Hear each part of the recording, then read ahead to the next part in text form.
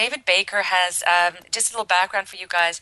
He served in the U.S. Army for a number of years and he's also served as a former law enforcement officer. He became aware of the energies around him through the deceased and lost souls he encountered through his work. Can you imagine in his work what he must have encountered? He kindly took on the task of counseling these lonely, desperate spirits and the family and friends that missed them. So he's been guided by good energies and angels to oust the bad, and is well informed on angel lore and demonology, which will be one of our interests this evening. He is currently running his own radio show called Beyond the Gate Radio, and is presently consulting on a number of projects, including in the movie industry. He's made his name giving psychic consultations and has given mediumistic guidance at old penitentiaries and haunted properties to increase awareness in his work and passion. So he's also a very positive and compassionate medium, very, very good energy, and he's also authored a book called The Spirit Garden, A Medium's Journey. Do we have David tonight? Do we have him on the line yet? Hi, David. Yes. Hello, Carmen. Good evening. Welcome. Hi. Thank you for inviting me into your wonderful area of energy, information, and love. I'm happy to be here. Thank you for coming. And it's such a great, you're such a brave man, a brave person to be practicing this type of work, the emotional energy involved. David, do tell me, as an empath, because I could not do that as an empath or telepath, it's so overwhelming. Tell us a little bit about how you got into this type of work, because you have a very, very interesting background. It starts as far back as physical memory goes to around 3, I would guess, where my mom would put me in the crib so she could watch her afternoon soap operas, that I didn't want to go to sleep, and out these people would come from the closet and play with me, and then they had to go, and I had to go to sleep. I didn't want to, but when they left, I just went to sleep.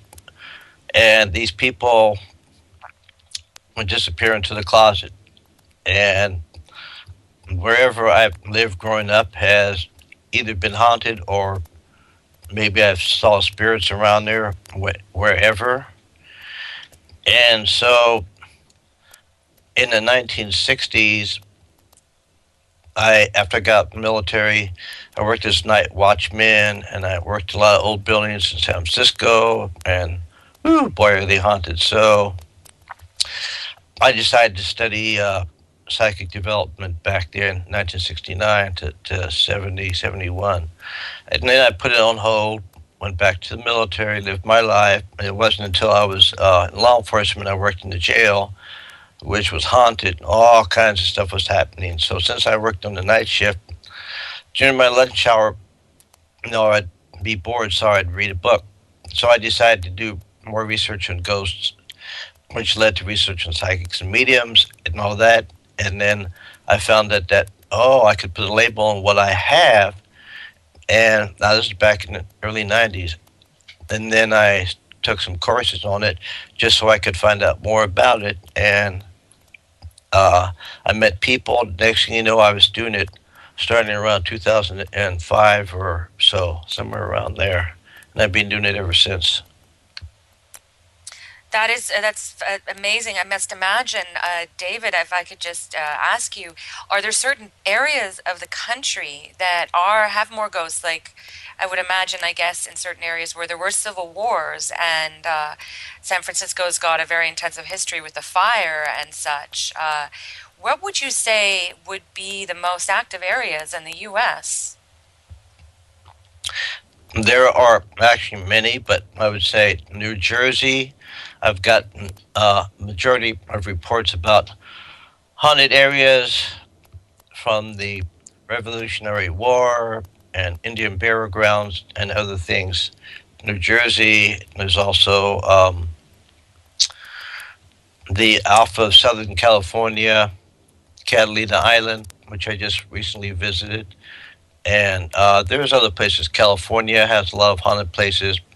And pretty much every state has a lot, but I couldn't really tell you, since I don't know everything, which is the most haunted area. I wish I could. Right. No, I can imagine. I mean, in terms of your experiences in looking after guarded and old buildings, when you were doing your mediumship work, would you say that you were more of an observer, or were you actually pretty much conversing with the with what you encountered as lost or you know, souls? Were you able to get messages from them within you, or were you actually hearing like audio or visual phenomenon? Got it. Okay. As a clairvoyant, I see them like a video, and they show me photographs, signs, and symbols. So that's clairvoyance. And then I also use claircognizance, which means it's like they're sending me sentences or paragraphs very quickly, which is like an instant transfer of telepathic information. Occasionally, I do get clairaudience, the voice or the sounds, and occasionally smells and feelings, but I'm not so much empathic. So I mostly see and get the messages in my head. You must have some very old influences around you in terms of some of the history that is surrounding you. How do you, in terms of your mediumship, I take it that part of what you do is as a psychic, you will talk to the deceased or to the family or friends of the departed. But I also believe I get the sense from you and your writing that you're actually counseling the deceased as well. Is that correct?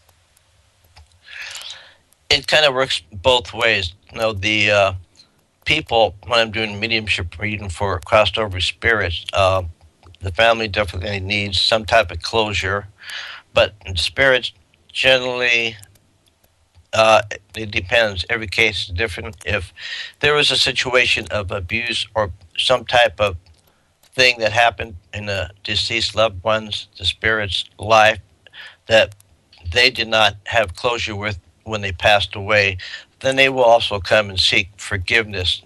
And so, yes, you might say it works for both parties. Like a mediator. That's right. And what would you say are the modern applications for mediumship? Where you think about connecting with people and deceased people. How can this help us in the 21st century? How do you think it can apply to the average person? You're living in a condo. You're on the 22nd floor, and you don't feel there's a history around yet.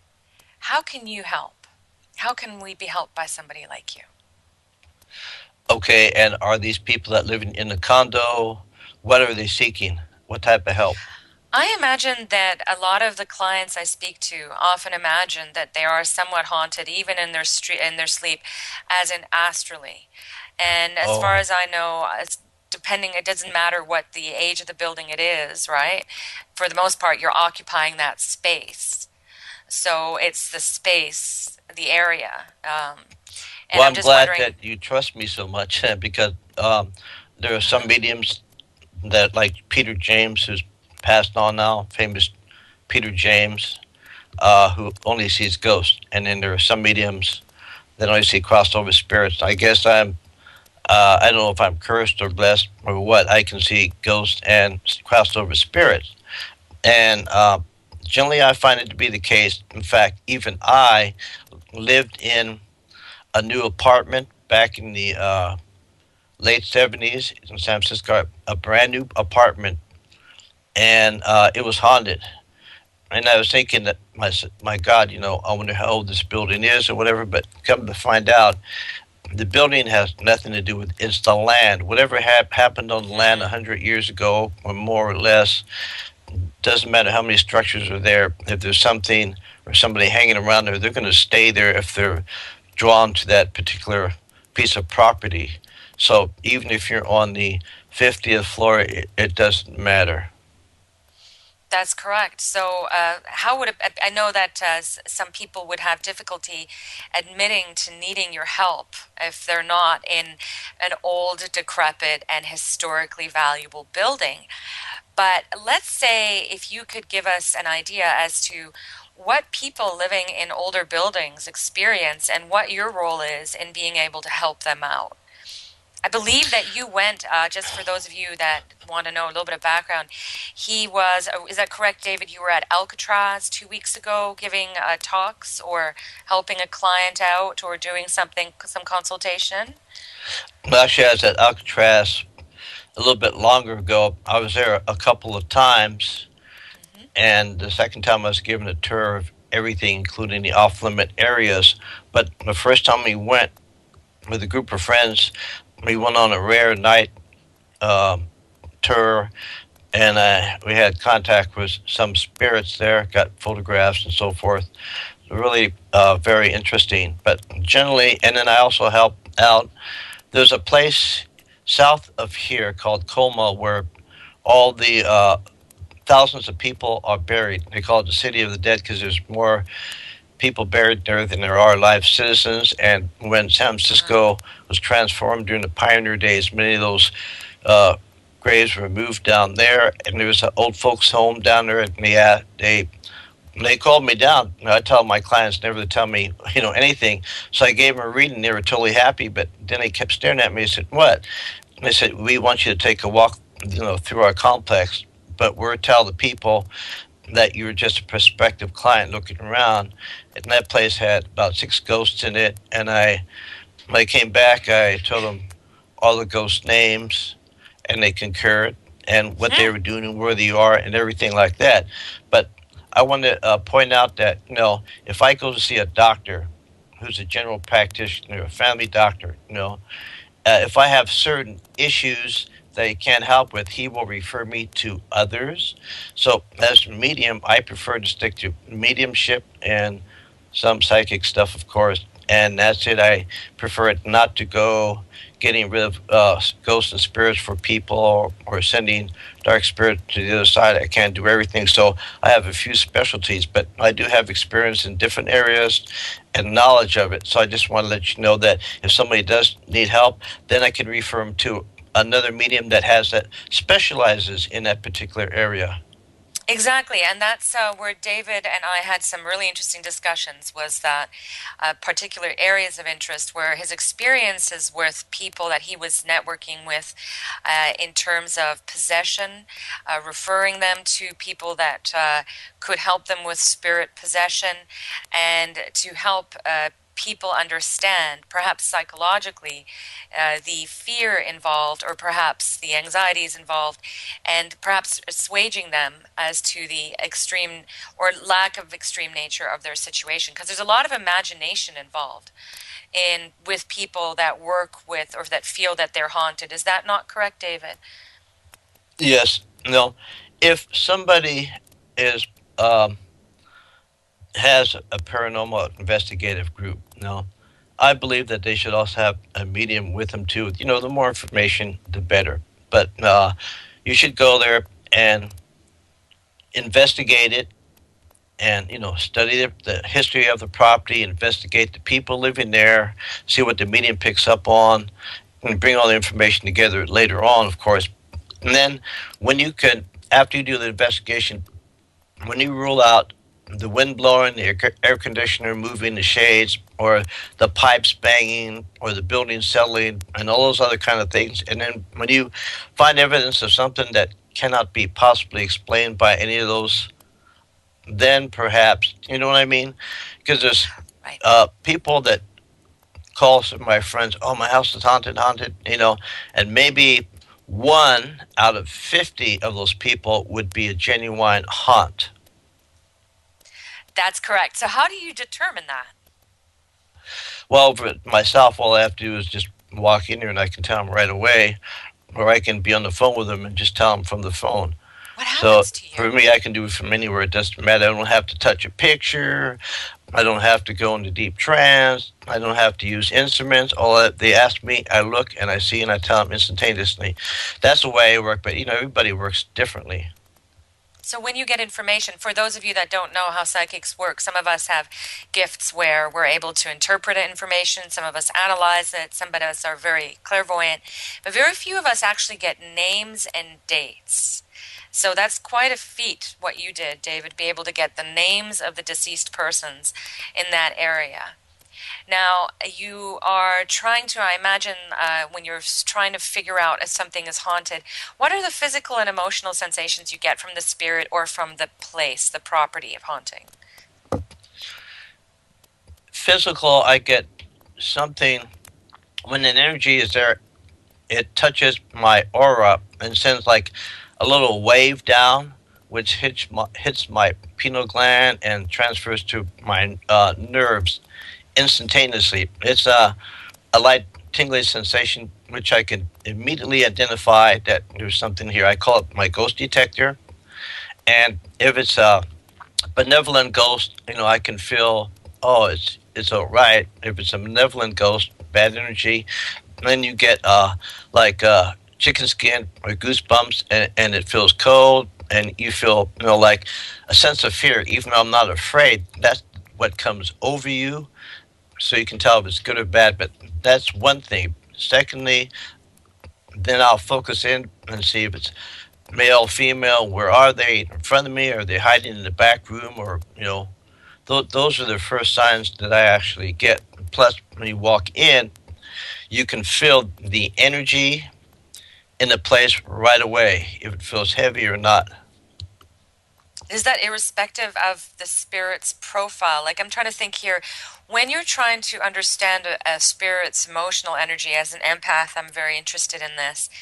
What determines good or bad in him or her or it in this entity?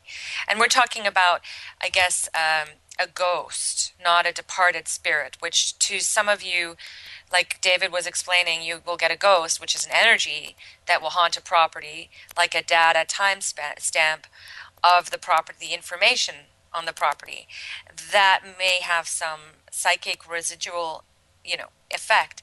But spirit mediumship is different in that you can actually connect with the departed energy from the other side, like a parent or a pet or a child, and you're able to identify and talk to that person and have a congruent, logical, and emotional discussion with this departed spirit. So, how can you judge, and how can one figure out if the spirit is happy or not? If it's contented, if it's a good spirit? Okay, good. I'm glad you said what you just said, because I'm going to mention two things. One is if it's a magnetic imprint, and not an active or interactive haunting, but just something that goes over and over again, that's not active or interactive with people, where a spirit is seen doing the same thing over and over again, and you can't make contact with it. So, if I see that layer, I push it to the side, and then I concentrate on the spirit. They may or may not be uh, a bad spirit, but they might be angry or happy or confused, whatever. I pick up on those emotions, and so I try to figure out, well, is this person evil? Was he a serial killer when he died, or was he somebody that thought he was killed before his time and is upset about it, or whatever. I try to go deeper into what I'm saying and what the spirit is saying. I try to get a little information besides the feeling, because if it's anything other than happiness, then I'll know that right away. Then I'm going to have to try and separate. Well, is this evil? Is this angry? Is it a bad person? What is it? So, when you feel a bad person, a bad spirit, what does it feel like to you? Oh, that's the easiest. They can't hide from me, and they can't lie to me. That's the easiest thing for me. That's where my empathic skills come in. Like I say, no, I'm not that about feeling somebody that's having a heart attack or back pain or whatever. But when it comes to spirits, yes, that I get that instantaneously. I can tell. Okay, there's something wrong here. or there's something right. But if it's just the energy that they extrude that comes out, that I can pick up on it right away. Okay, it's not like happy waves of kittens and unicorns. These are like lightning bolts. So Mm, that's what I get first. That's the first sign I can tell that there's something wrong. okay. Wow. Do you get ever visual impressions of what they've gone through, or more audit, like telepathic impression? Yep, I get that if I ask them and they're willing to tell me, and if they don't, then I'll try and focus in uh, a little bit further back to see if I can pick up on what happened. So either you tell me or I'll look and see, and sometimes it can be a challenge. It's fascinating. Most of us really want to know about the dispossessed, okay? And then I want to touch with you on the possessed. To me, the dispossessed would be those people, the wayward spirits that would be not put to rest, not counseled in through their passing, or that have had a difficult life. And you were talking about you probably had an extremely rich area or foundation as to which to source stories from. Do tell us a bit about what it feels like to be around people like that, and also how did it affect the people that were working in these areas? If you were in any areas that were still occupied by human employees and such. So, what is your Well, scariest experience? I guess is what I'd like to ask. uh, human spirits, talking about paranormal, what we used to call in the past supernatural. They can't possess you, but they can attach to you from time to time. A person's in a bar, which attracts a lot of people that are dead that used to be addicts. And the person would go in the bar and say, you know what? I'm not that much of a drinker, but something just came over me. I can't control it. And I drank all this booze and I keep coming here and I don't know what's going on. I can't stop it. That's an example of a human spirit attachment, a ghost. And then now, if you're talking about the preternatural deals with non-human entities, i.e., demons, jinn, you know, different things like that, debuks, and that's a totally different story. Do But tell. Please go on. Tell us about. They seem like two very. Well, actually, there's many different aspects to our work. One would be in terms of demons and angels. Uh, have you ever known any property to be haunted by an angel? For those of us that wonder if it could ever get any worse, can it ever get any better? Do you know what I mean?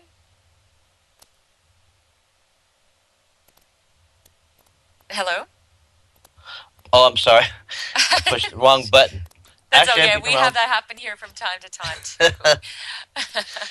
I've actually been around people's homes that are beautiful people or light workers, and I say, "My God, you have a lot of angels around you." And sometimes I can actually see the lights too. In around churches, I can see the same thing. So yes, you know, I guess angels really don't haunt like other entities do. It's just that those people ask for that and talk to them and use them, and they're of love and light are their intentions.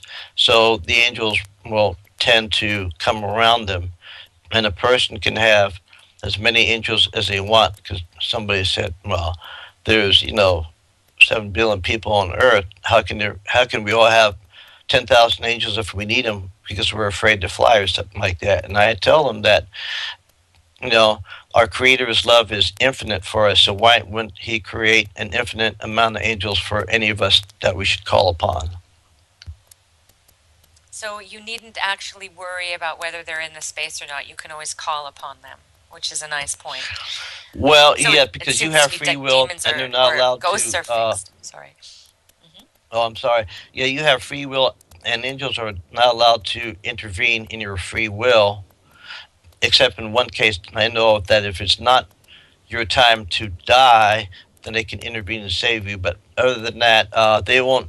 do anything unless you ask them to, because they're not allowed to interfere with your free will. But once you open the door and ask them, then they will. But know this: if you ask any other entity invite them in the door, then it might be good, it might be bad. And then brings us up to a question that is just being posed to me. So you do all this work to come in and to possibly interpret the spirit's feelings or see what its motivations are. What happens when you've established that it doesn't want to go? Then what? Do you make it more comfortable for both parties? Yeah, if it's a human spirit that doesn't want to go, how do I know that it's not part of their path, their learning path? When we come here to learn something, right? How do I know that they weren't meant to stay on as a ghost for a while too, as part of their learning? So who am I to say that they must move? Now that's in the case of if the ghost that's around is not doing any harm to anybody.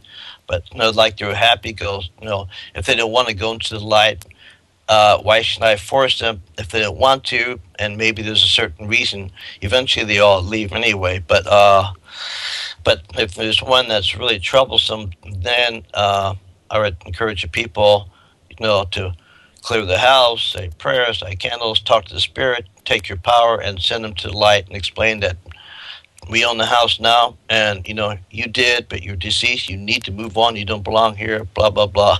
So it's a very human tendency to hang on to things, isn't it? So, to some extent, what you're probably dealing with, I think to a large extent, are human ghosts, human or animals. And then, would you say that entities such as, because I would say that they would be territorial, right? Even in their passing, after their passing, in terms of entities, which is what we're so fascinated with, of course, as well. You were mentioning the jinn. That's the Jinn. That's the Arabic origin for the devil and the darkest and in man. And then, but it's actually an entity. And then you have a special interest in biblical lore as well. And I have such an interest in Asian demons as well, but that would be probably of a much, much different historical value. Do tell us a little bit about what you know about, first, I guess, the angelic hierarchy. And for those of you that haven't checked out his website, he's got a lot of information on there on the different names of angels, the different angels that can be even applied in our modern lives, ones that you've never heard of, and the demon hierarchy, of which I don't believe there is as many and that have been named. Isn't that correct? okay, all angels and demons. Okay, demons were formerly angels, and they're both of them share hierarchies the same. In other words, when they were thrown down from heaven, there are 9 hierarchies of angels, at least well known. From highest to lowest, there is a seraphim and cherubim, thrones, dominions, virtues, powers, principalities, archangels, and angels. The superior hierarchies are more powerful and intelligent than the inferior ones, because some angels from each of the 9 hierarchies sinned and transformed themselves into demons. A demonic hierarchy exists. In other words, there are demons that are principalities, virtues, powers, etc. Even though they are demons, they retain their particular angelic power and intelligence. That's why they're very powerful. However, this is really going to get you. If Lucifer was the most high, most powerful angel, seraphim, and outranked Archangel Michael, how could it be that Archangel Michael or any other angel can win against him?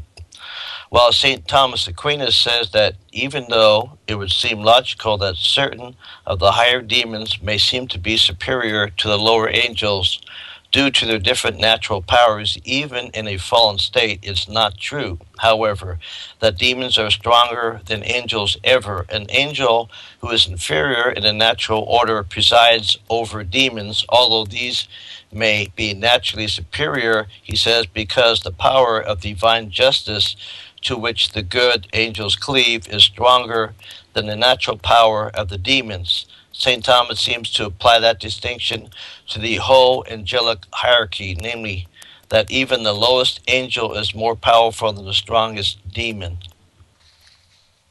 That's really comforting. And that can be probably, that's the power of good. And it would be of a more logical system.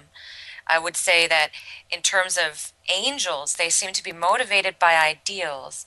And in our minds, I think the devils would be motivating our emotional based instincts.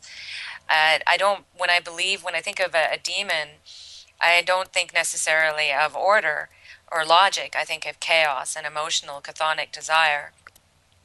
And so, with that, I would say as well that it would just make absolute, aside, apart from goodness, right? Just sense that the angels would be more organized. Yeah, that's correct. And I don't know if you want me to mention about one particular person that I saw that was possessed, and then mention Yes, a bit about the stages of demon possession. absolutely. Well, I'm just going to absolutely ask you about who the head demon really is. Is that Satan?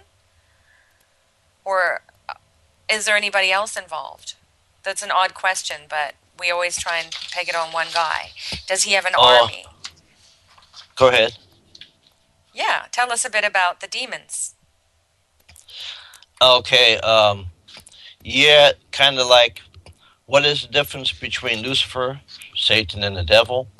Lucifer, Yes. which means morning star, was the angelic name of the angel before he rebelled against God and became a demon. And I say angel because while most theologians consider Lucifer to be synonymous with Satan, some think that he is a demon distinct from Satan. We also take it as a given that Lucifer was the highest angelic nature created by God.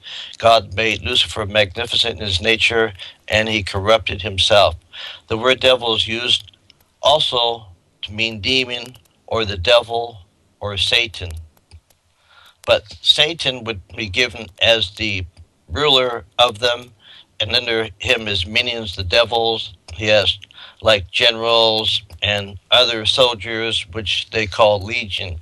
And usually, when they attack a person, there's not just one, there's a bunch of them that gang up on others.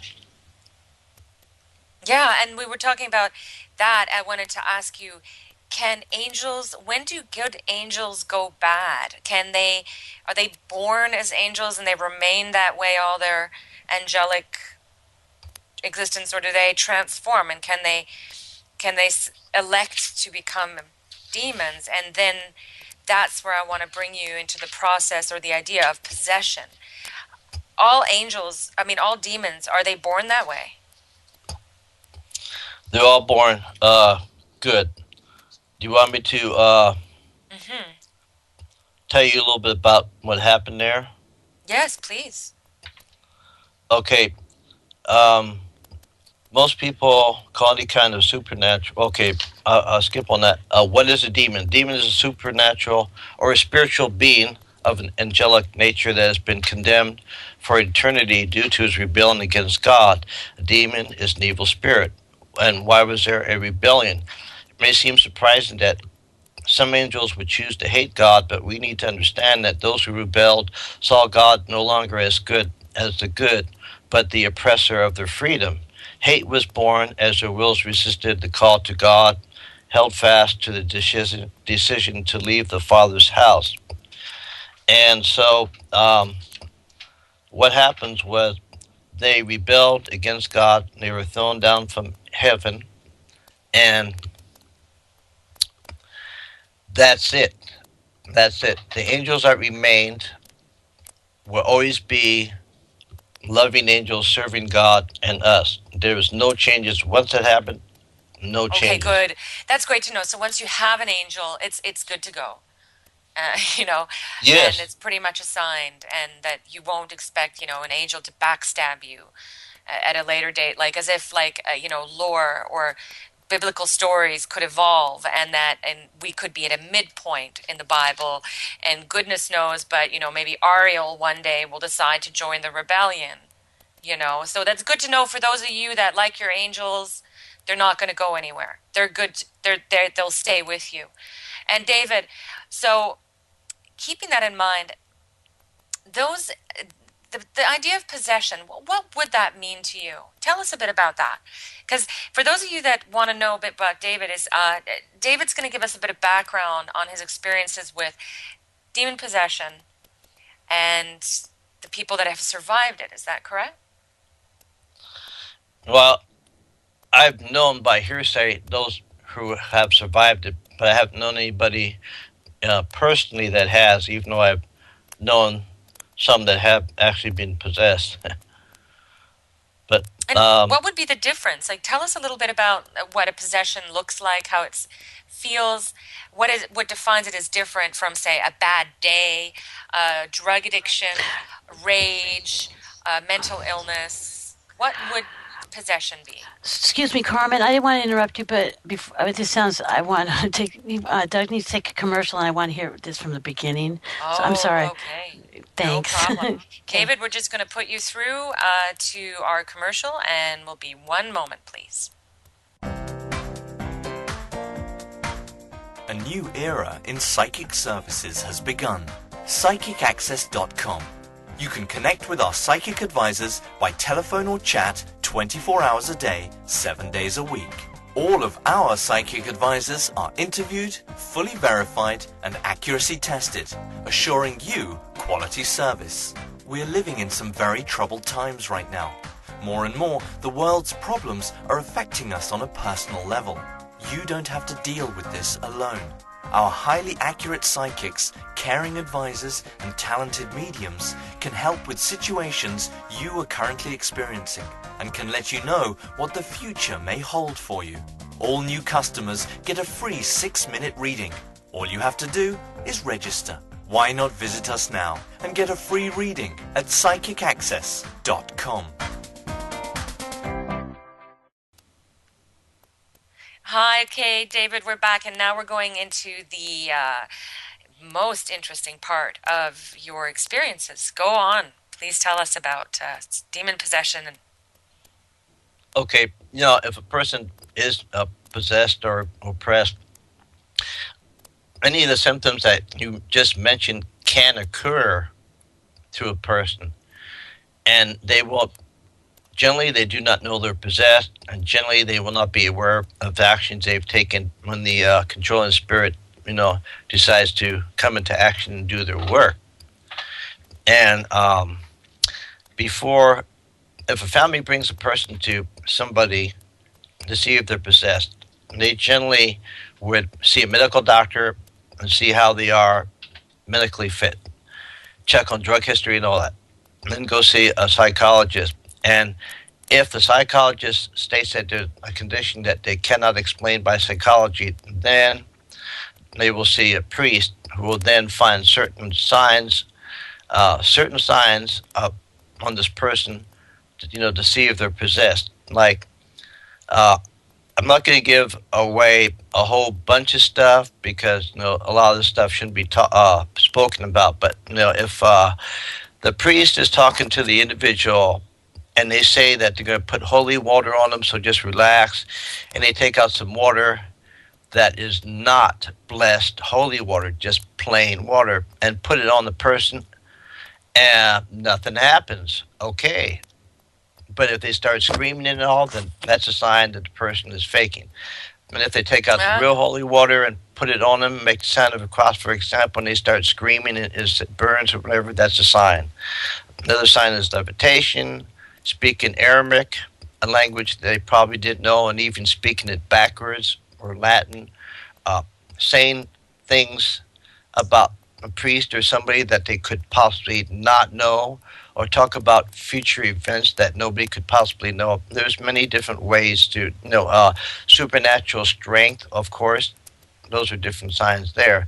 Now, the movie The Exorcist by William J. Blatty was actually not about a possessed girl but a boy to protect his identity. And Oh. what supposing what happened here? Now this is just because I know you're going to ask me because I'm psychic with how people get possessed. Here's just one example. This young man was playing with the Ouija board with his aunt, who practiced witchcraft and so forth. She passed away, and one day he was playing with the Ouija board to try and get in contact with her, but not being as well trained as she was. A demon can lie and deceive. They'll do anything they can if you happen to be unlucky enough to get that instead of a good spirit. And he lied and said, "Yes, I'm your aunt." So he invited it in. Yep, that's what opened the door right there. And it turned out to be a demon. So you have to be careful. A young man that contacted me for a reading, and this is why I got my resources because I didn't have any. Now I do, referrals. This young man said he'd been playing with the Ouija board late at night. He was 19 years old, and said that a spirit came in. I was an Indian and said, "I'm your spirit guide. I want you to smoke marijuana, do this and do that." Hey, that's a bad sign already. If there's anything negative attached to it, close the door, bye bye. But this kid didn't know any better, so he did all that. And then he said, "They beat me up at night. They sexually harassed me, throw me out of bed. They scratched me." And so, I told this man, "I'll see if I can find somebody to help, but I can't have you over here or help you." And then he contacted my wife, and then another medium was staying with us for a while because we were doing an expo, and she was contacted, and she said yes because she said, "Oh, I have helped people get rid of spirits before," and I told her maybe in somebody's house they had a ghost or something, but not this. You're not trained for. Oh, it's too late. I already invited them. So I have a room out in the back of my property, which I call the reading room or the angel room. She's going to do it out there. I told her take a cell phone. If there's a problem, you know, call me. So I did everything had to do to protect my property, which I did. And the parents came and dropped the kid off. We went in the back, and a few minutes into the reading, I got a call, and I went back there. And she's saying, "Yeah, Archangel Michael's going to help you." This, and I said, "No, no, no. You're not a demonologist." I said, "You got to stop this now." And the kid was getting angry. His face turned red, and then some type of distortion took place to where he started to look like a different person, and he stood up. So I, So put were out you my there in energy. person? I'm sorry to interrupt. Were you there in person when this I was there happened? in person, and I Wow. asked him, just relax. And I told Emmy, "You got to stop the reading now." And I looked at him as he was getting angry. The whites of his eyes and his pupils expanded, turned black, and his eyes, whew, were 100% black. And we had to stop this and get him out of there, and we did. And that scared her. Now, when you do something, this is why it's not my calling. There's always repercussions. Now the demon is aware of you. She eventually moved to Australia. She was horseback riding, was thrown off the horse and into a coma and almost died. And I was talking to her and I picked up on that. And I said, "That's a repercussion from that." And she said, "Strange you should say that because really scary things have been continuously happening ever since I moved down here." But anyway, stages of demonic possession.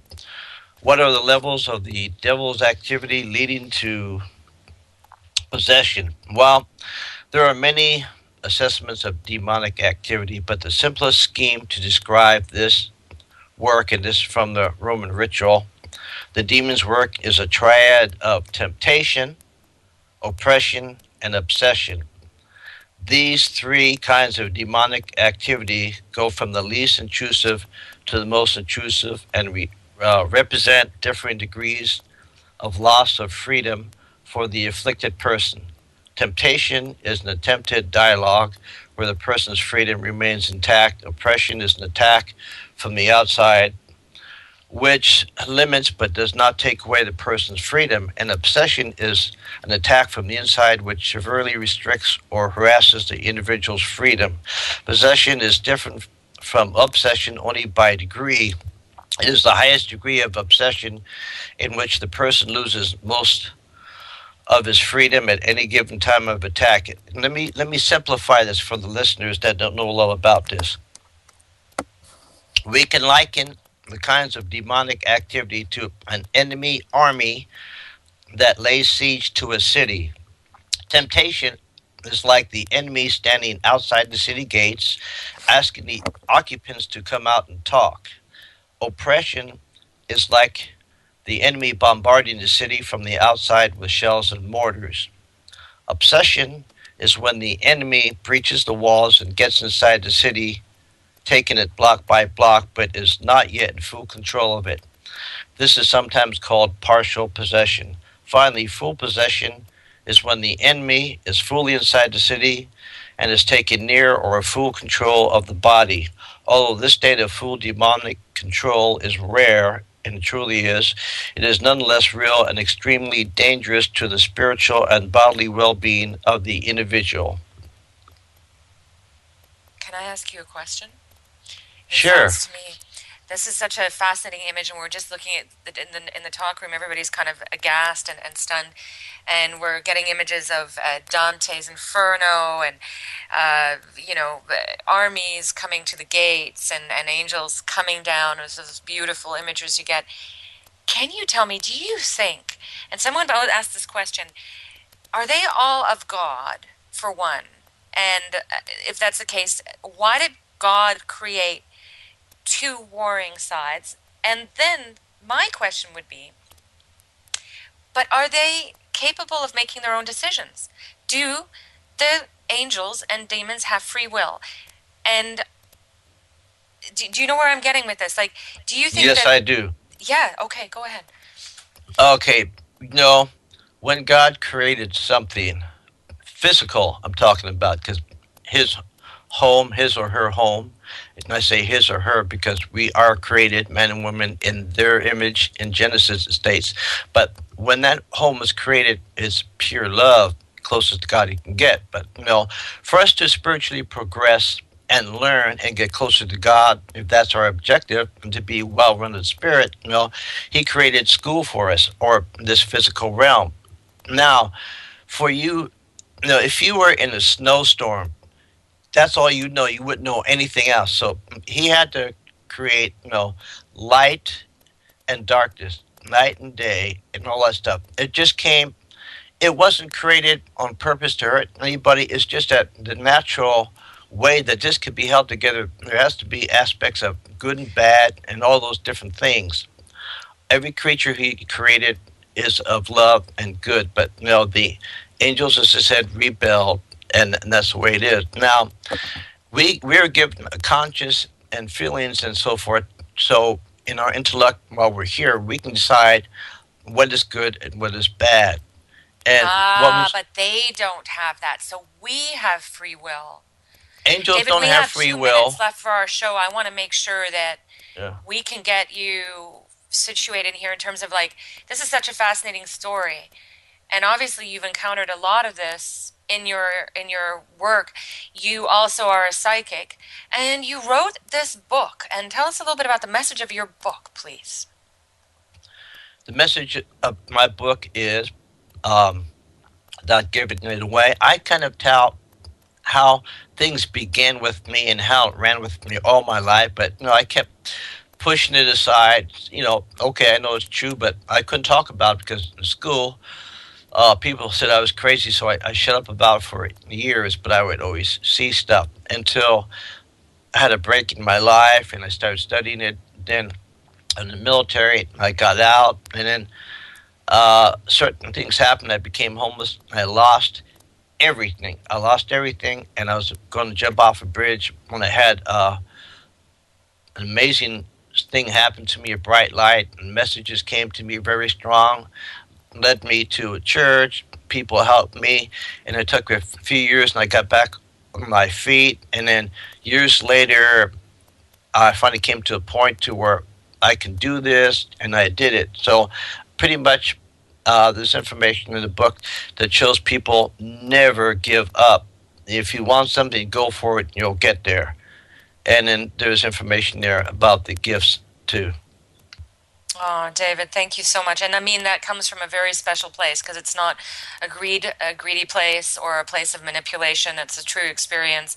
And you've also spent a good part of your life nurturing living people So thank you very, very much, David. We really enjoyed having you on our show, and I would love to send our guests to your website as well.